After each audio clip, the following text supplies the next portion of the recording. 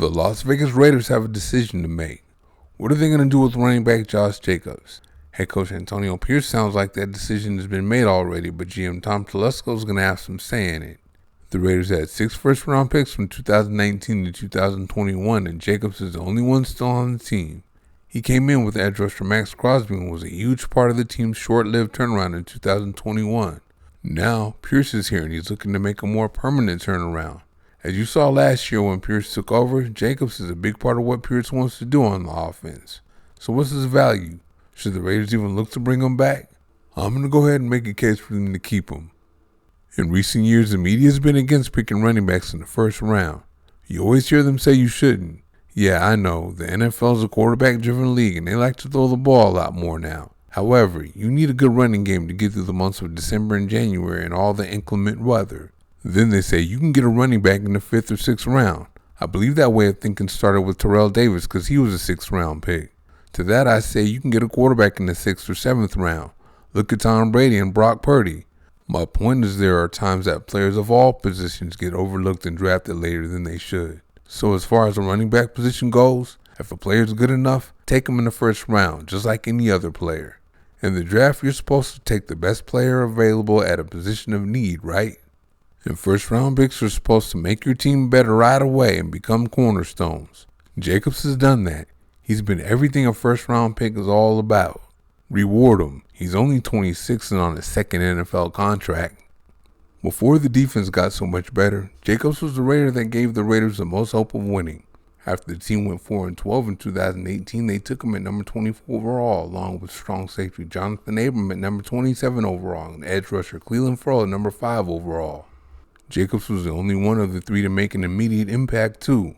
He was the only one to make an impact, period, but we're talking about his rookie year now. Jacobs showed right away that he isn't easy to tackle with the moves he has to make guys miss and his power to break tackles. He was among the league's leaders in forced missed tackles. He also showed his clutch with his late touchdown in Week 10 that got the Raiders a win against the Los Angeles Chargers. Jacobs brought it against the Kansas City Chiefs too. You know that's important. He rushed for 203 yards in 2 games against them. All in all, Jacobs rushed for 1,150 yards and 7 touchdowns. The Raiders moved their record up to 7-9, and there was hope. The Raiders were 4-2 when Jacobs got 20 or more carries and 3-7 when he didn't. In 2020, the Raiders improved to 8-8, and Jacobs started showing signs that he could be a weapon in the passing game. Then in 2021, he had injuries, so his numbers were down. However, he got himself together in time to literally run the Raiders into the playoffs at the end of the season. Jacobs led the way for the Raiders to go 10-7. The Raiders were 3-0 and Jacobs carried the ball 20 or more times and 7-7 when he didn't. What Raider fan can forget those big runs in the 4th quarter of the season finale against the Chargers to run the clock out and get the Raiders to the playoffs?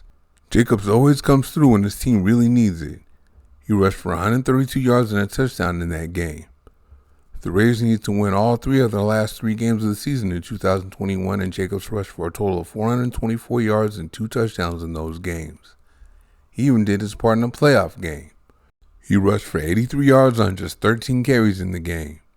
Oh, and I know I wasn't the only one that thought the Raiders would have won that game if they gave Jacobs the ball more.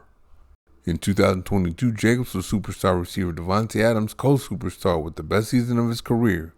He rushed for 1,653 yards to lead the NFL.